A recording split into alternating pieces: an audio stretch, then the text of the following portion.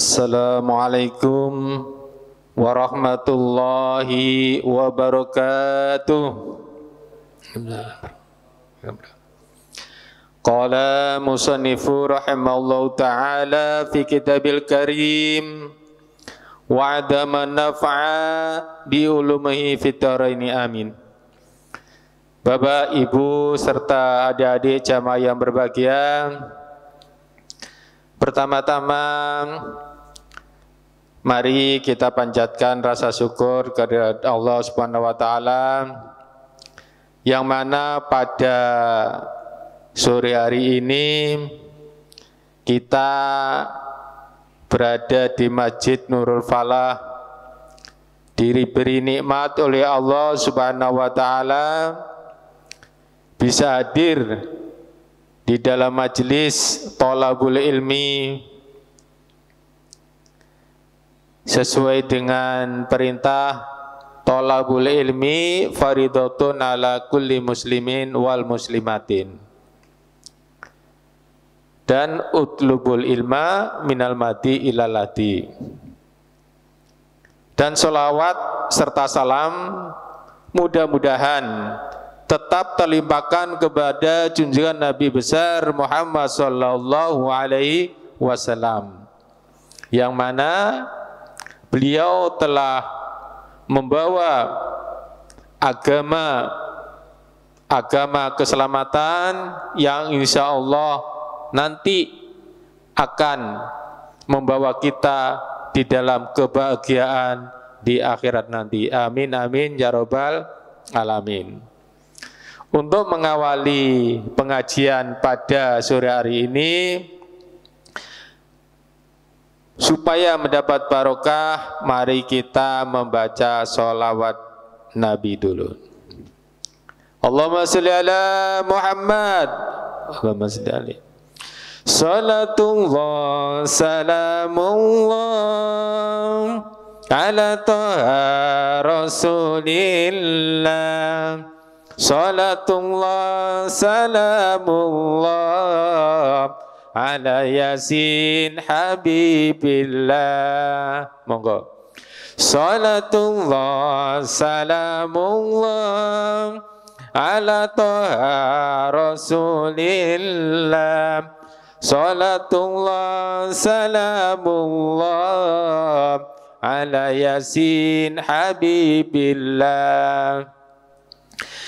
Tawassalna bi bismillah wa bil hadi rasulillah wa kulli mujahidin lillah bi alil badani ya Allah. Salatullah salamullah ala taha rasulillah. Salatullah salamullah ala yasin habibillah. Ilaihi salimin ummah minal afati wan nikmah wa min amin wa min gumma bi alil badani ya Allah. Salatullah salamullah ala taha rasulillah. Salatullah salamullah ala yasin habibillah. Ilaina jina wa asif jami'an niyati wa asrif maka idal ida wa'tub bi'alil badari ya Allah. Salatullah salamullah ala taha rasulillah. Salatullah salamullah ala yasin habibillah. Ilaina fisil quraba minal asina wal adbab wa kulli baliyati wa waba bi alil badari ya Allah. Salatullah salamullah ala toha rasulillah. Salatullah salamullah ala yasin habibillah. Matur nuwun. Bapak Ibu serta adik-adik jamaah yang berbahagia, kalau kita membaca sholawat ini rasanya di hati itu kok terasa adem, seperti lagi panas-panas disiram air es. Kenapa kok rasanya seperti itu? Seandainya sholawat ini dibaca setiap saat, setiap detik, mungkin hati ini terasa adem terus. Kenapa? Karena diriwayatkan bahwa orang yang membaca sholawat ini ada 70.000 malaikat ikut mendoakan kita. Jadi kalau kita membaca sholawat, banyak sekali malaikat yang membacakan sholawat kepada kita, mendoakan.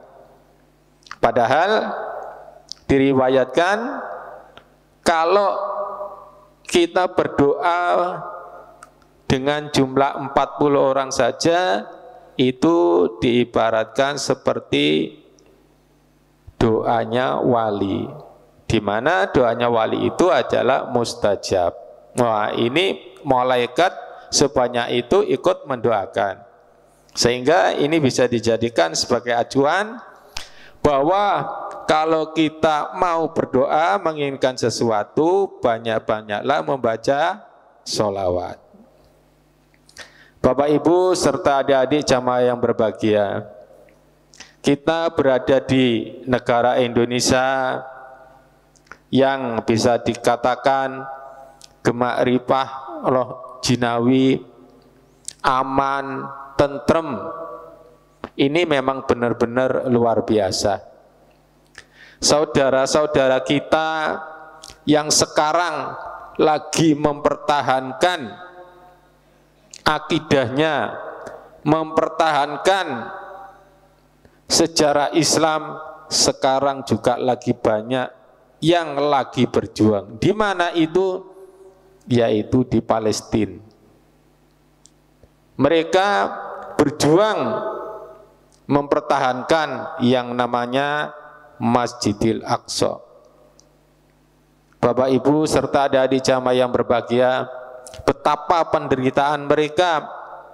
Bahkan ada yang memposting makanan yang dikirim hampir ada yang tidak sampai, sehingga di sana untuk makan saja itu makan buah kaktus, dikupas, dimakan.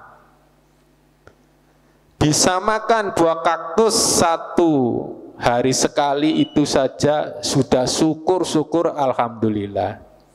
Berbeda dengan kita yang berada di Indonesia sekarang ini, apalagi di bulan puasa. Di jalan-jalan banyak orang berjualan makanan, ada kolak, ada kembang pacar, apa saja ada. Bahkan di dalam satu meja itu kita tidak bisa pungkiri, biasanya hanya makan nasi dan ada minum. Sekarang ini makanannya luar biasa penuh. Tetapi saudara kita yang berada di sana itu benar-benar dalam memperjuangkan keimanan mereka penuh dengan tantangan. Bapak Ibu serta adik-adik jamaah yang berbahagia, kalau dilihat dari sebuah cerita semacam itu, sebetulnya semuanya itu adalah sebagai ujian. Sebagai ujian di mana manusia itu semuanya mendapat ujian. Yang ujian itu diujikan kepada manusia, tetapi Allah tidak akan membebani dari ujian itu, sebagaimana yang termaktub di dalam surat Al-Baqarah yang berbunyi, La yukallifullahu nafsan illa wus'aha laha ma kasabat wa 'alayha ma tasabat Rabbana la tu'akhidna in nasina aw akhtana Rabbana wa la tahmil alaina isran kama hamaltahu ala alladhina min qablina Rabbana wa la tu'ammilna ma la taqata lana bih wa'fu anna waghfir lana warhamna anta maulana fansurna 'alal qaumil kafirin. Bapak, Ibu, serta adik jamaah yang berbahagia, ini satu ayat tetapi terdiri dari beberapa huruf. Kalau dibaca di bulan Ramadan itu ternyata pahalanya itu luar biasa. Pahalanya berapa?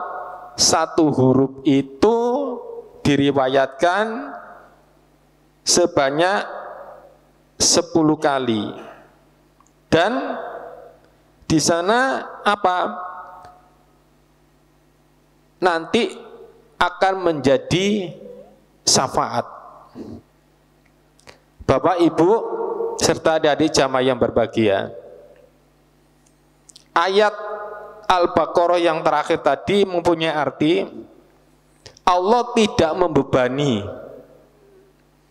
seseorang kecuali menurut kesanggupannya. Baginya ada suatu pahala dari kebajikan itu, dan terhadapnya ada pula juga siksa yang dibuatnya. Mereka berdoa,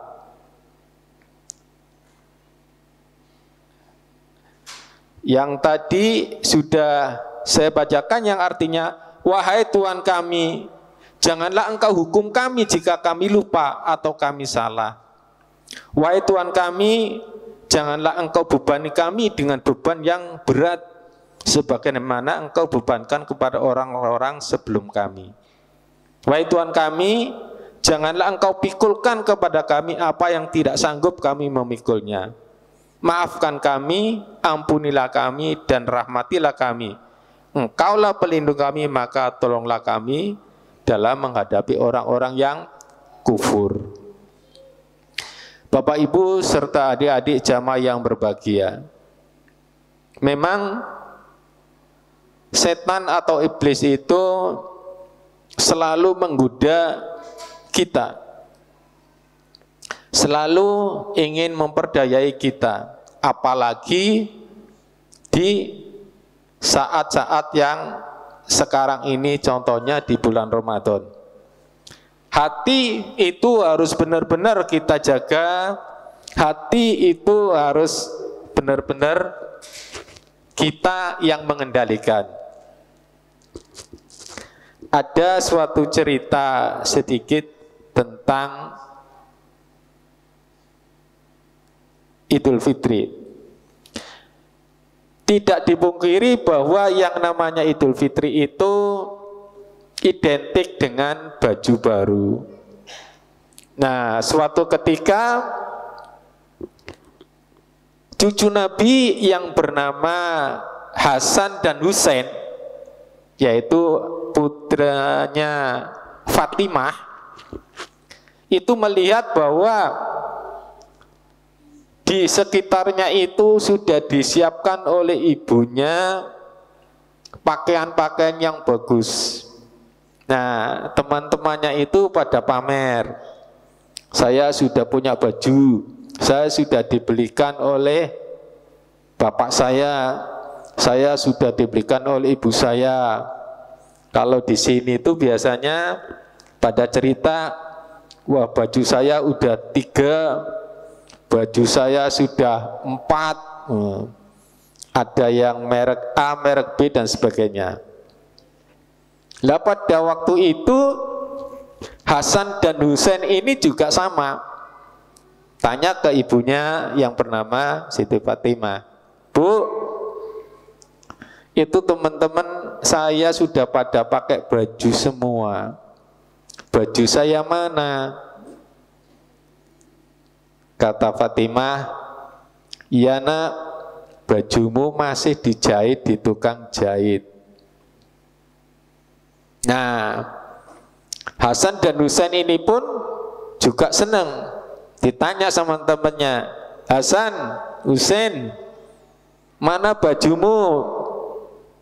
Wah, bajuku masih dijahit di tukang jahit. Nah, keesokan harinya teman-temannya juga pamer lagi. Nih Hasan, bajuku bagus sekali. Ini juga nih bajuku bagus sekali. Yang namanya anak kecil, Hasan dan Husain mengadu lagi sama ibunya. Bu, itu teman-temanku bajunya bagus-bagus sekali, bajuku mana? Fatimah ini Bapak Ibu jawab lagi, Nak Hasan dan Nak Husain, bajumu masih dijahit di tukang jahit. Bapak Ibu serta adik-adik jamaah yang berbahagia, perlu diketahui, ibunya tadi pada saat menjawab itu sebetulnya tidak menjahitkan baju, hanya memberikan jawaban supaya anaknya itu hatinya tentram, hatinya senang. Si anak juga percaya, sehingga pada saat ditanya, Hasan, Husain, mana bajumu? Jawabnya dengan pedenya, wah bajuku masih dijahit di tukang jahit. Bapak Ibu serta adik-adik jamaah yang berbahagia, Fatimah itu adalah putrinya Rasulullah Shallallahu Alaihi Wasallam. Nabi Muhammad Rasulullah itu mendengar seperti itu, juga hatinya itu terketuk. Yang akhirnya suatu ketika rumahnya Fatimah ini didatangilah oleh seseorang. Diketuk, Assalamualaikum warahmatullahi wabarakatuh. Waalaikumsalam warahmatullahi wabarakatuh. Bu, perkenalkan saya tukang jahit. Tukang jahit, ya. Ini saya mengantarkan jahitannya ibu. Fatimah bingung Bapak Ibu, tidak merasa menjahitkan, kok ada orang yang mengantarkan jahitan, dan jahitannya itu diperuntukkan untuk Hasan dan Husain. Yang akhirnya si Fatimah ini juga menerima jahitan itu. Ya sudah Pak penjahit, mana bajunya? Diterimalah jahitan itu. Kemudian ditanya, apakah ini perlu biaya? Katanya tidak usah, sudah ada yang membiayai. Singkat cerita Bapak Ibu, kemudian abinya yaitu Rasulullah Shallallahu Alaihi Wasallam datang bertanya kepada Fatimah.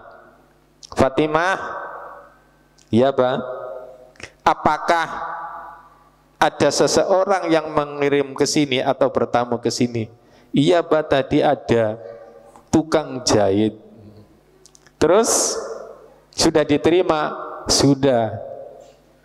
Dan bajunya ini ternyata adalah diperuntukkan untuk Hasan dan Husain. Kemudian Rasul menjawab, hai Fatimah, tahukah kamu siapa tadi yang datang? Saya tidak tahu Pak. Ketahuilah, yang datang tadi adalah malaikat Ridwan yang membawa baju untuk Hasan dan Husain.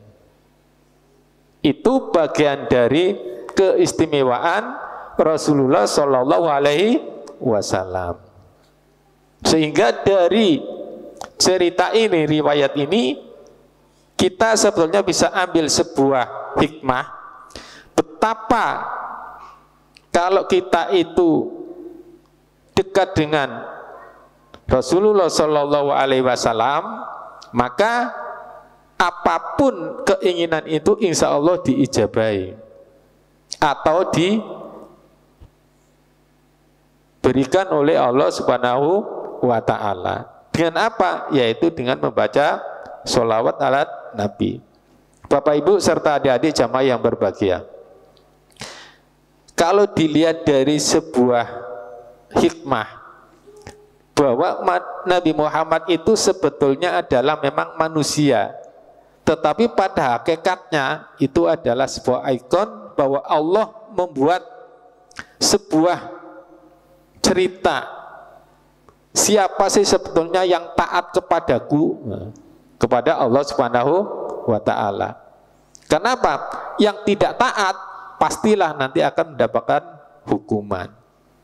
Apa itu contohnya? Contohnya adalah pada saat Allah menciptakan Nabi Adam. Pada saat Allah menciptakan Nabi Adam, iblis itu tidak terima pada saat disuruh sujud. Iblis sujudlah kepada Nabi Adam. Kata iblis bilang, saya nggak mau, wong saya terbuat dari api, Adam itu terbuat dari tanah, tinggian aku, kata iblis.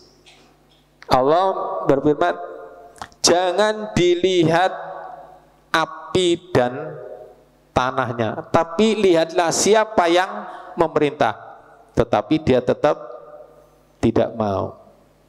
Terdapat di dalam hatinya yaitu suatu kesombongan yang akhirnya Allah mengusir kepada iblis. Hai iblis, turun kamu dari surga. Jangan kau menetap di sini. Surga adalah bukan tempat orang yang sombong. Turun kamu. Dan akhirnya iblis itu turun dengan suatu penangguhan bahwa dia minta hidupnya itu sampai yaumul kiamah dengan cara menggoda manusia supaya jadi temannya. Dan Allah itu mengabulkan. Jadi sampai yaumul kiamah itu iblis itu tetap masih ada. Dan menggodanya itu tidak hanya pada saat di luar sholat, kadang-kadang di sholat pun juga menggoda. Contohnya, kadang kita itu pada saat sholat teringat akan hal-hal yang berada di luar sholat. Itu juga termasuk bagian dari godaan. Dan kita di dalam membimbing hati untuk ke situ itu tidak mudah, sangatlah sulit. Makanya pada saat takbiratul ihram, Allahu Akbar, Allah Maha Besar, itu kita sudah disuruh melepaskan yang namanya urusan dunia, apapun lepaskan. Yang kita hadapi hanya Allah Subhanahu wa Ta'ala. Nah, pada saat kita bisa, maka disitulah kemenangan kita. Iblis tidak mau terima apabila dia itu tidak ada temannya. Bapak Ibu serta adik-adik jamaah yang berbahagia, kita sebagai manusia yang mungkin ilmunya itu tidak banyak,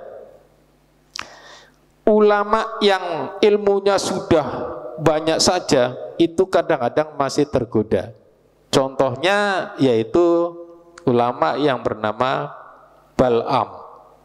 Bal'am itu suatu ulama, orang alim yang ibadahnya luar biasa. Suatu ketika digoda oleh setan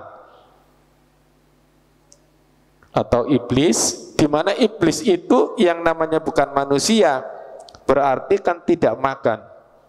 Puasanya, jadi ada seorang santri nyantri ke Bal'am.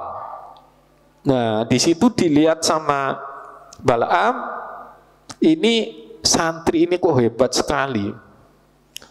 Puasanya kuat, keimanannya itu terlihat itu kuat.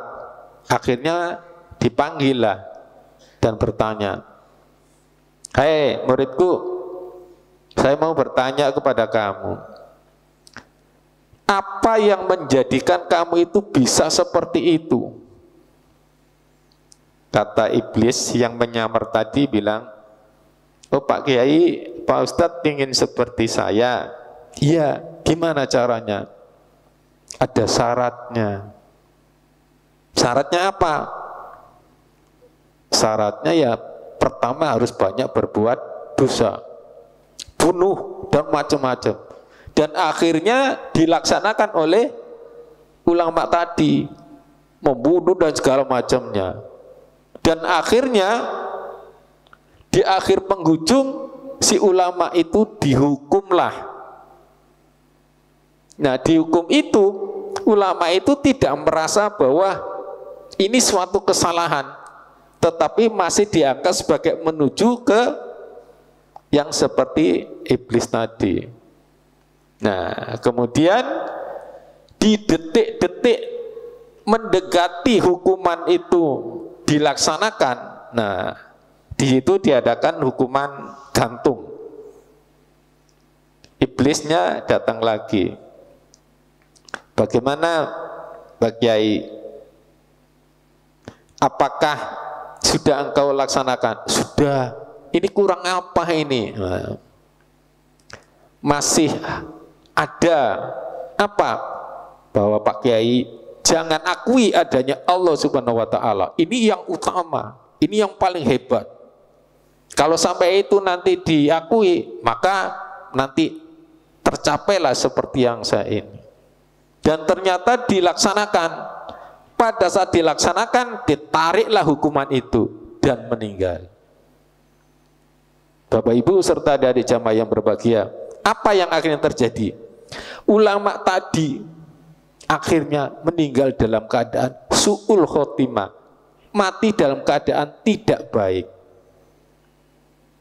Padahal sebelumnya dia itu orang yang melaksanakan husnul khotimah, melaksanakan hal-hal yang baik.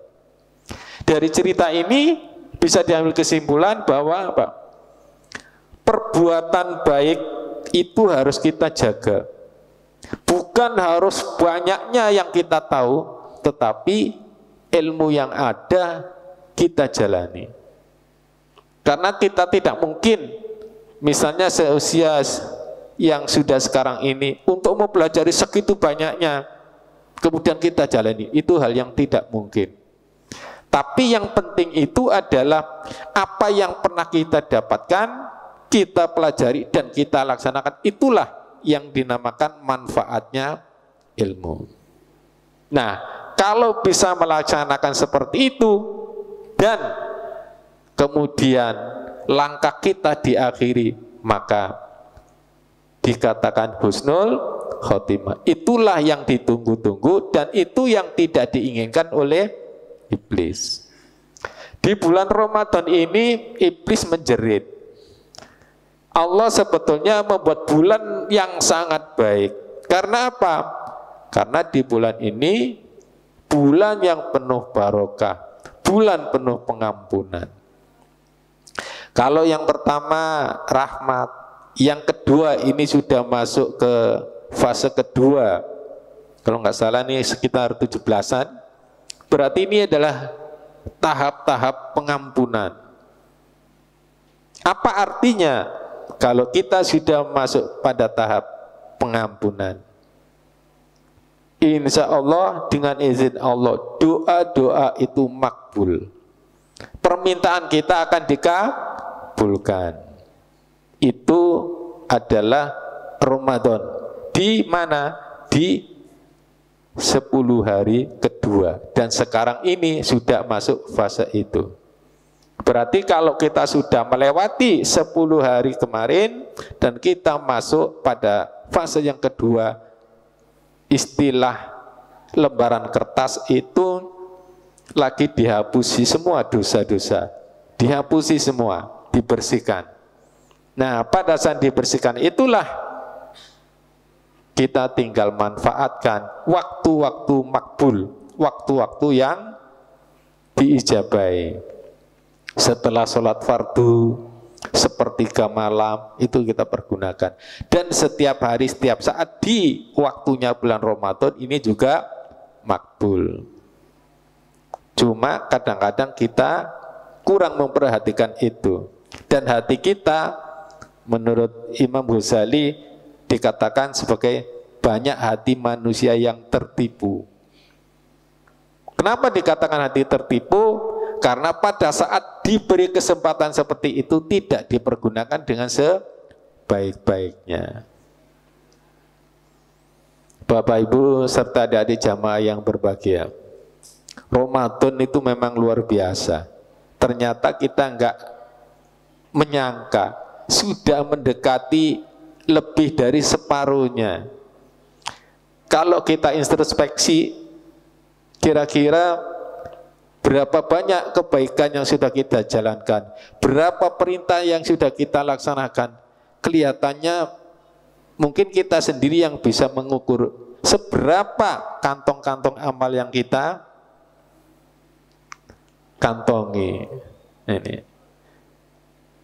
Bapak Ibu serta adik-adik jamaah yang berbahagia, Ramadan ini adalah luar biasa. Dan untuk itu mari kita sedikit membaca sholawat lagi yang kita peruntukkan kepada saudara-saudara kita yang berada di luar Indonesia, yaitu kita membacakan sholawat asgil yang bunyinya Allahumma sholli ala sayyidina Muhammadin wa asghilid dhalimina bid-dhalimin